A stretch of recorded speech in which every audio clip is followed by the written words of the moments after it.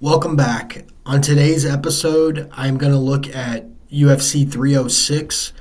Now, I haven't done a UFC episode in quite some time, but I have done a ton of articles in the past for Betting Pros. If you want to go look there, as you can see, probably over at least 60 articles when it comes to covering UFC. I have my own database here, as you can see, all these tabs.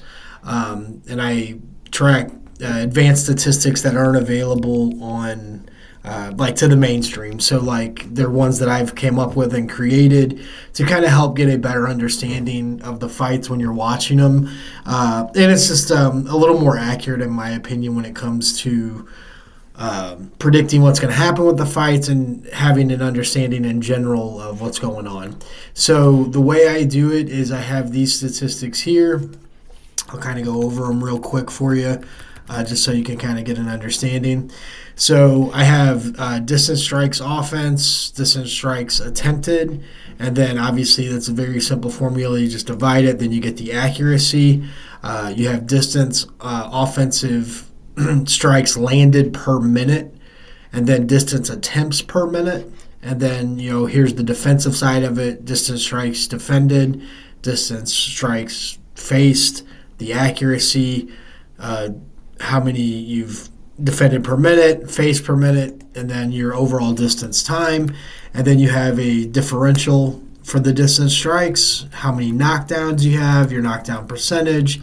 And then you have offensive control percentage and defensive control percentage, and then your total fight time right there. So what I do is I try to use like a 4 to 5 fight sample size, and it's the most recent 4 or 5. And to come up with these statistics is pretty easy. It does take some work though, so if it's something you want to do on your own, I do let you know that it does take some time. So basically, I'll give you an example. We'll go to Zellhuber and Esteban Rubovich right here. So essentially what I do is I go to UFCstats.com, I pull up the event, and then I click on the matchup, right? So when I come here, say I want to look at Zellhuber first.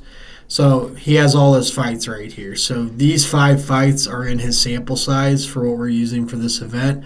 So I'll just click on it here, and then they give you the distance strikes right here, as you can see. And then you just have to, you'll have to do the data entry to manually enter it. And then I come up with the distance time myself. It's very easy. You have your control time here. So you would just subtract that from the total overall time. So, for example, in this fight, it went 15 minutes, all 3 rounds. There was only a control time of 30 seconds. So this fight was fought at a distance for 14 minutes and 30 seconds. So control time, in my opinion, is a better barometer than takedowns and takedowns per minute or takedowns per 5 minutes or whatever, 15 minutes, however the UFC looks at it. And the simple reason is control time can mean clinch time. It can mean like you're in mount on the ground, things like that. And so, in my opinion, looking at it from offensive control and defensive control is a good way to look at it, rather than, because if somebody gets 3 or 4 takedowns but they only have 3 minutes of control time, that's not really that great. That's not, you're taking somebody down, they're getting right back up. That's not going to be viewed as something effective, right? So what I look for here when I'm doing this analysis, when you're looking at distance attempts per minute, you're looking for a pace. So essentially, what type of pace the fighter fights at. Does he fight high pace, or does she fight high pace? Or is it, they're more of a plotter, they're monotonous, because these are good barometers for if you have an evenly matched fight and you have someone who is fighting at a higher volume, the judges, they're human. They're going to take that into effect. They're going to seem busier, even if they're not as effective. That could be something that tips the scales. And that is a crucial thing to understand, because if you watch any type of event for UFC, there's always a couple of fights each card where you're just like, I don't know how these judges have jobs. I don't know how they came to that recollection, right? So that kind of gives you that. Your distance defense accuracy is important because it lets you know how hittable a fighter is, or how they control the pocket, or how they either evade punches, or things of that nature. So your average distance defense is 63%. That's just that's if you take all the fighters overall, right? But in reality, it's lower than that. So if you're looking at this right here, I know you're like 44%, that's not good. Well, that's how often they're getting hit. They're getting hit 44% of the time, right? So they're defending 56% of their strikes. So anytime this number gets over 50%, right here, that's when I become alarmed, because that means they're getting hit more than they're evading punches. And that can really open up, just some bad technique, and just that's where fights can really get out of hand. So the closer they're approaching 50%, the more cognizant I am of that when they're fighting. So when we look at knockdown percentage here, anything over like 1.5 to 2% is pretty significant. Now, obviously, you're going to have smaller sample sizes. So, like, Manuel Torres has a 5% knockdown rate here, right? So he's only got 60 offensive strikes landed, distance strikes landed. So that's not really a big sample size. But it is important to realize, though, he has 3 knockdowns and just 60 strikes landed. So, even though that's not a large sample size, that's still, you've got, I'll give you an example. Aljamain Sterling has 0 knockdowns in his UFC career. So just put that into perspective, So this guy obviously carries some power in his hands. And then when we're looking at control time, obviously anything over 20% on the offensive side is it's decent. When I see fighters pushing 30% or higher, then you have a very good offensive control fighter. That might be the area where they want to take the fight. It's another path to victory. Anytime I see control defense numbers over 25% or over 20% even, I have to make a note of that, simply because that means the fighter has a glaring weakness, just like the distance defense, right? And so that's one thing that, I like to highlight, as you can see by the color coding here, because then visually I can just see it. And then I also like to look at these because it tells me, okay, for instance, Zellhuber has a 3.4% offensive control percentage and 2.5% control defense percentage. So roughly, 6% of his fights are being fought from a control position. So that means 94% of his fight time is fought at a distance. So this is also a barometer to tell us what kind of fight the fighters, want. He has a 3.4% offensive control percentage. He wants to fight at a distance. That he is telling you that he is a distance fighter, right? And when you're looking, obviously, like Merab here, 34.7% offensive control percentage.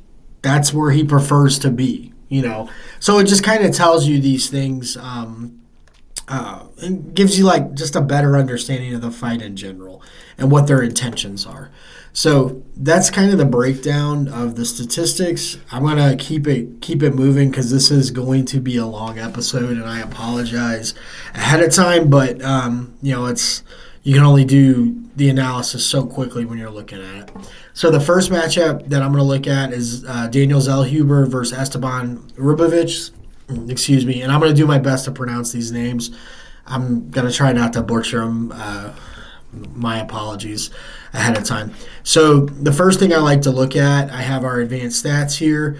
I can see that Zellhuber, fights at a decent pace, 14.43 attempts per minute, and lands at a decent clip, 39.3%.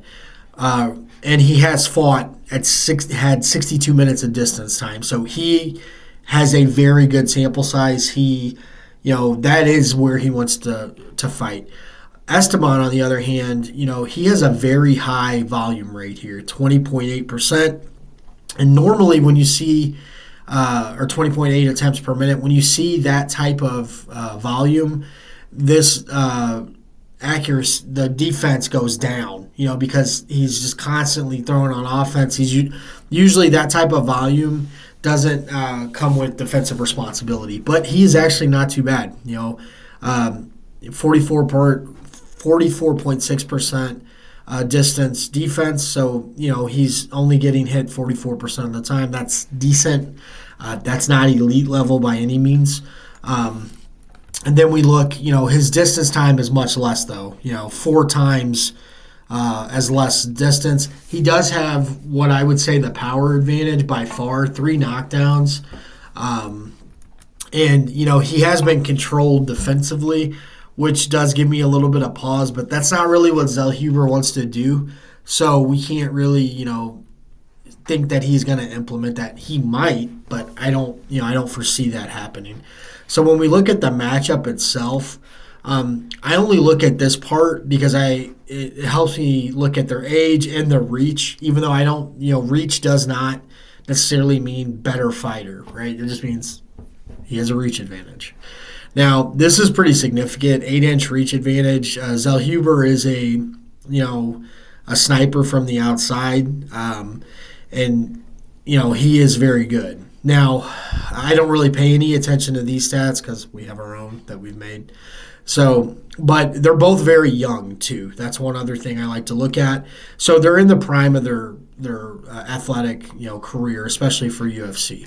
So then I go to this site right here, Tapology. Excuse all the ads. This site is constant with ads, and so this is a good site to use when you want to look at previous fights, and if you want to look at their odds or where they fight, who they fight with. Zellhuber fights out of Extreme Couture, very good gym. And then you can look at their entire career here, right? But this is what I think is important. You can look at their previous odds. So, he's a -275 favorite there against Christian Yagos, -290. Venata, -125. And then his only loss in the UFC is to Trey Ogden, where he was a very heavy favorite. Now, so that's something to look at there. So this is a fight that's pretty much in Zellhuber's, range. I think he's not fighting too far up. Esteban here has fought, he fought Terrence McKinney last time out, knocked him out pretty good. But these guys are both on the same talent level, in my opinion. I don't think this is a huge, neither one of them has fought, infinitely better competition when we're looking at it. And so because of that, this should be an evenly matched fight. Now, that's kind of what the odds are showing here. You see -230 to +190. I would say at first glance, Esteban is much more active and he's much more accurate. So that right there in a close fight leans me towards him. But having watched Zellhuber more, he is really, really good. Now, the only concern is, Esteban has the power advantage here, and he can really, turn the fight on a dime if he needs to.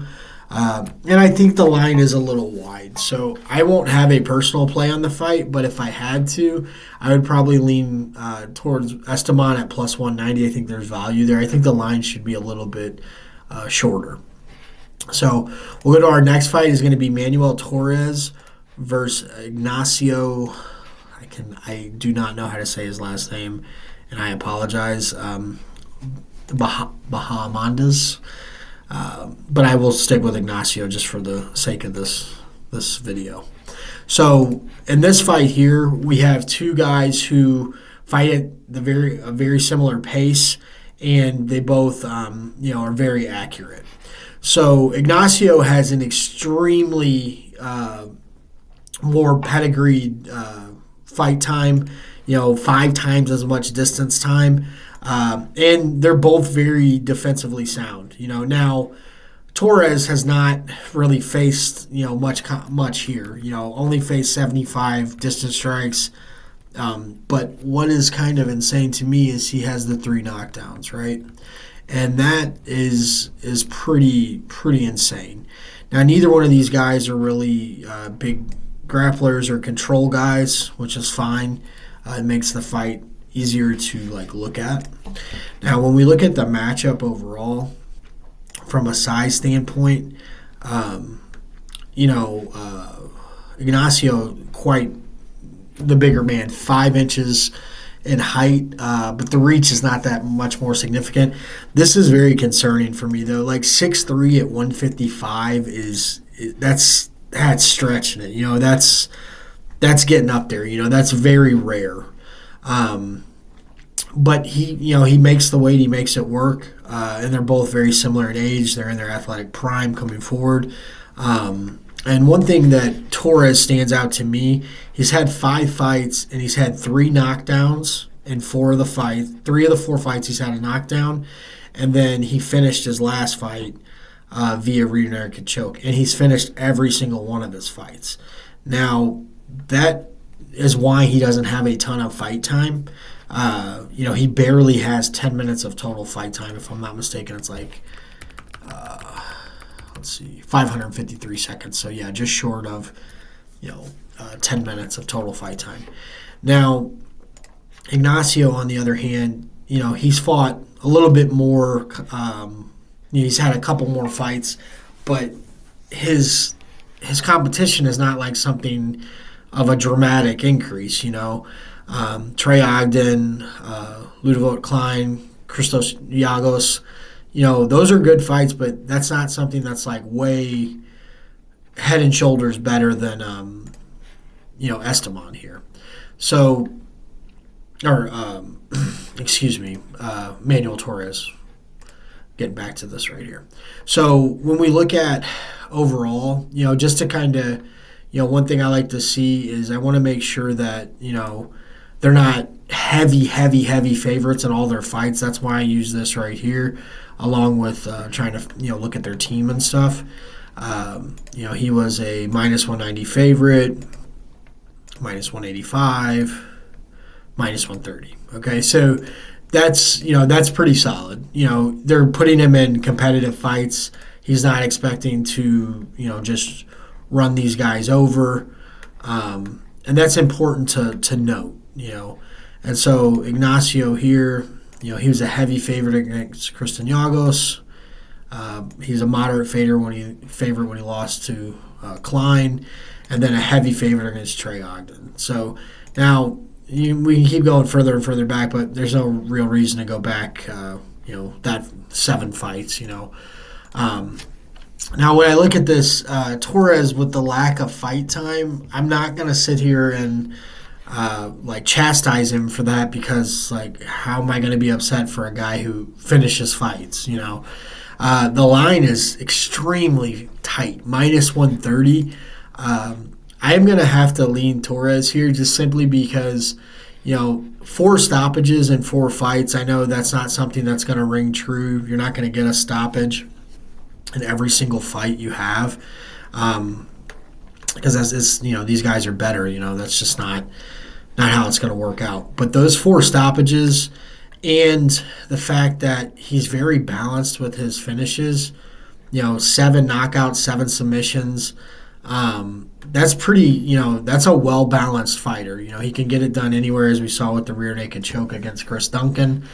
And that leans, I'm going to lean towards him and lean into that. I think, he could easily get it done inside the distance, but that's not going to be which direction. I think -130 is fine. You could throw that into a parlay. You could take it straight up. That's a lot of juice to take straight up, but I feel confident about that.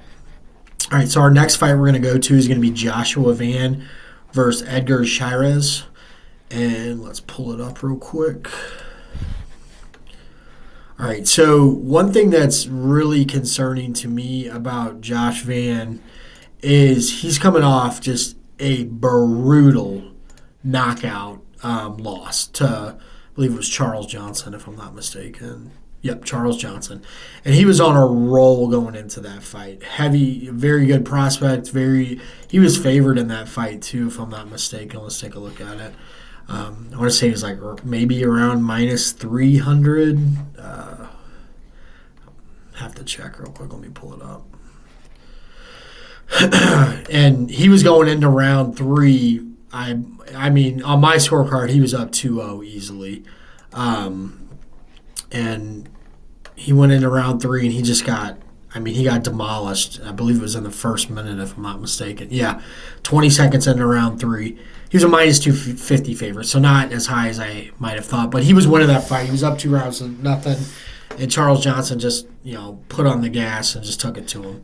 So when I look at Josh Van, he is very good and he's very active, and his defense, for the most part, is pretty disciplined. Now, in that fight, he just had his chin out, just up in the air, just taking shots. I'm not really 100% sure what the strategy was there, but not a good look, not good. So, but he does fight at a higher pace. He's more accurate.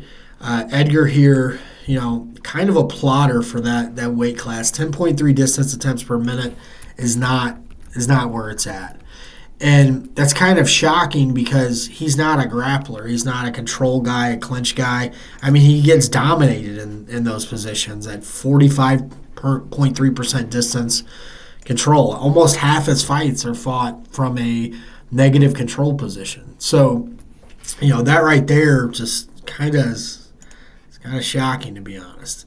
So, when I look at the fights he's had, he's only had 4 fights. And now he comes off the Daniel Lacerda. He's had 2 fights with him. He had a guillotine choke that was overturned. It was a terrible referee. I can't remember who it was that ref that fight, but it was horrendous. Let's pull it up real quick. It was a terrible stoppage. It was... Oh, they don't have it on there. Probably for good reason. As you can see, they usually list the... or let's see. No, it was canceled. Yeah, Tagoni it was on there. It was a terrible call. Terrible call. He came back, giant favorite in that fight, and got it done.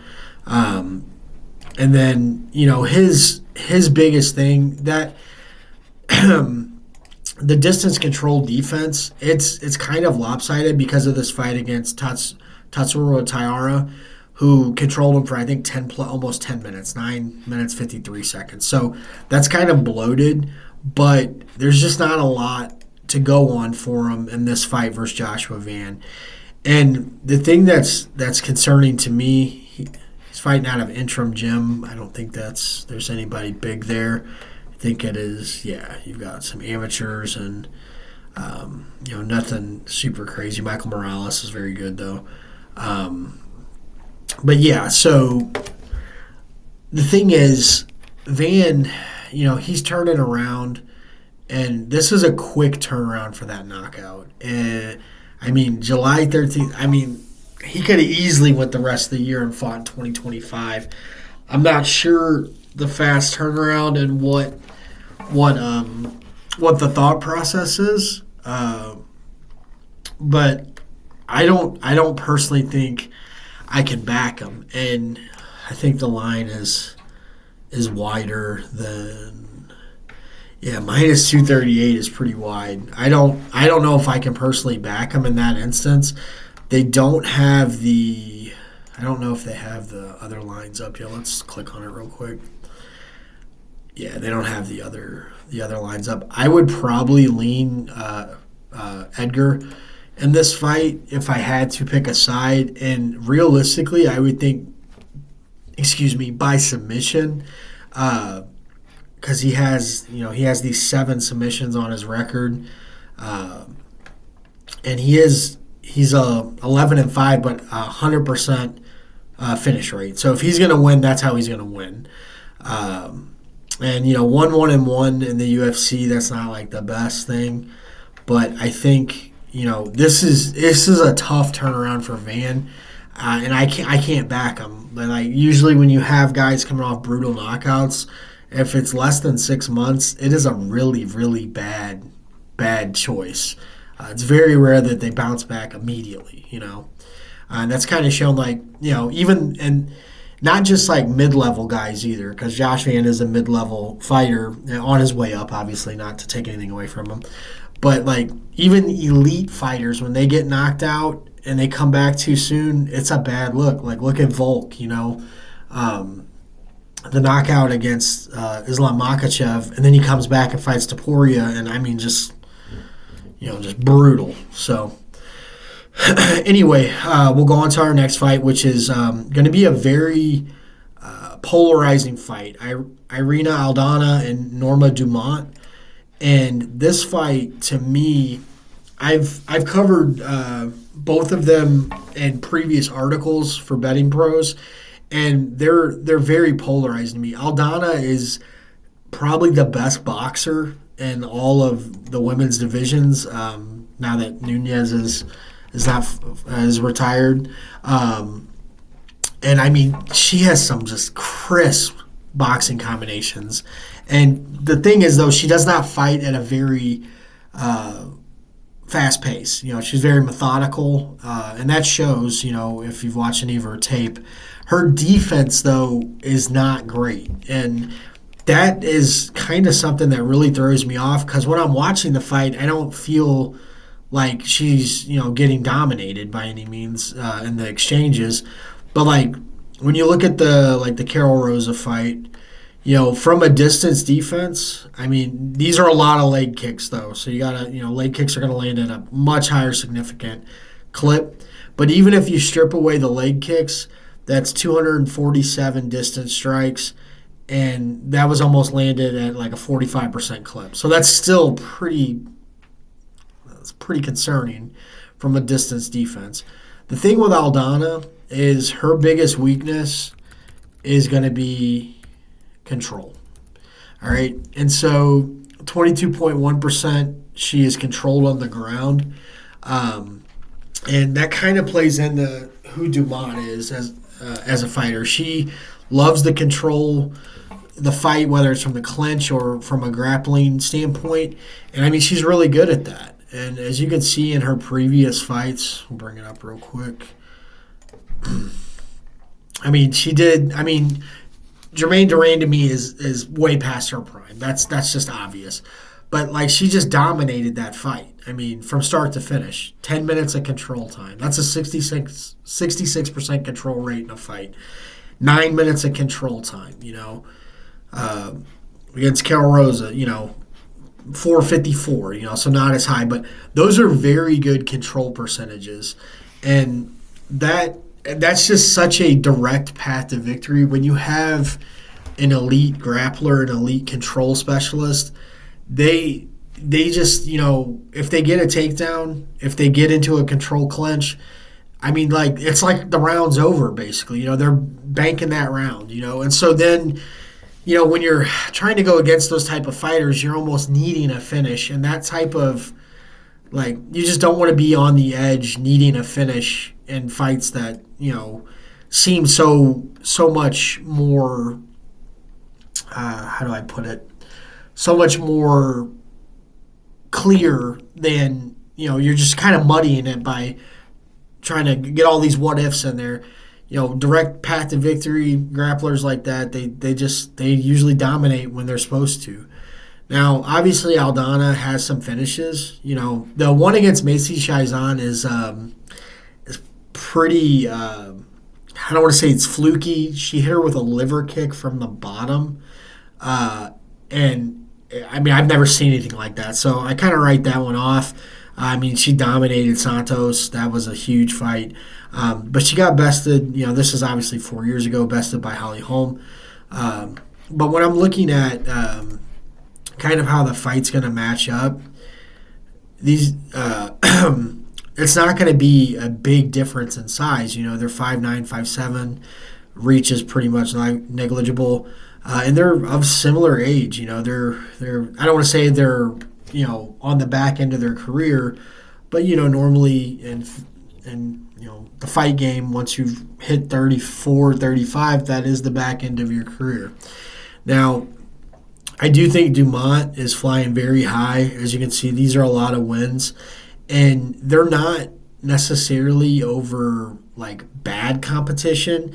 There was a point where Megan Anderson, Felicia Spencer, Aspen Ladd, those were like fighters who were on the up and up. Aldana has fought better competition. That's no doubt. Obviously, because she's fought Amanda Nunes.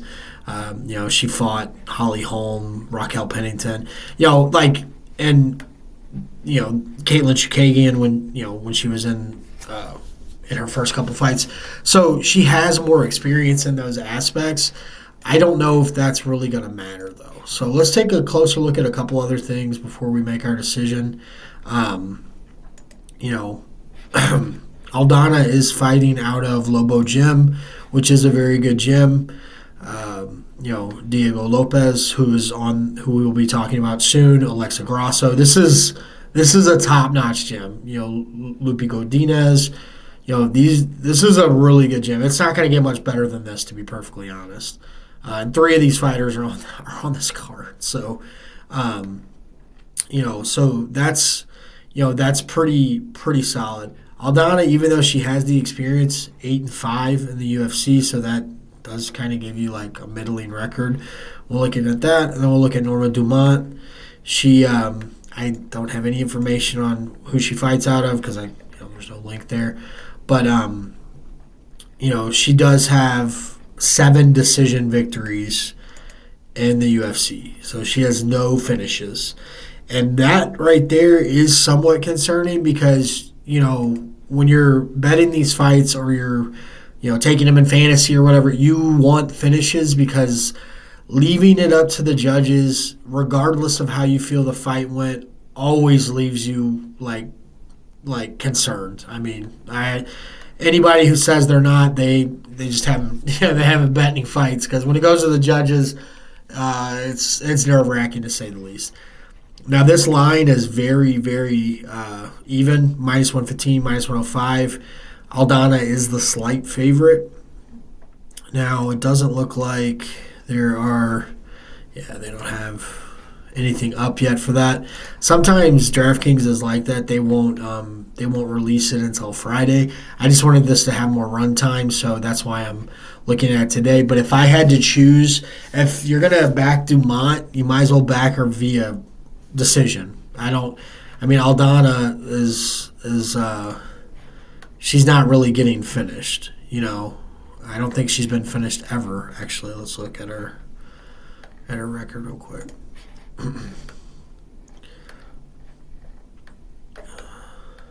Let's see.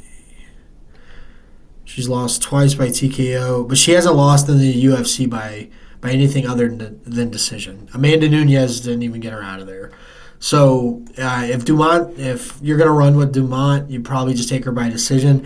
That's the way I lean.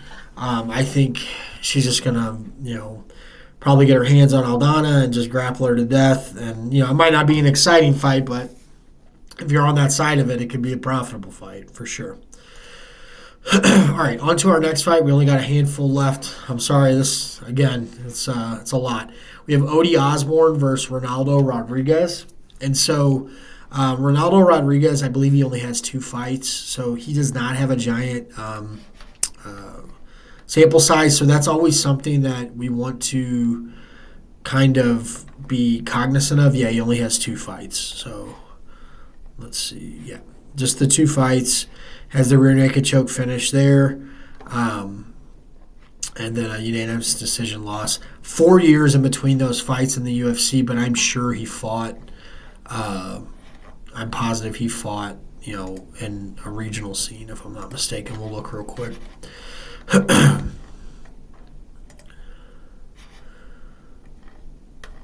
Let's see.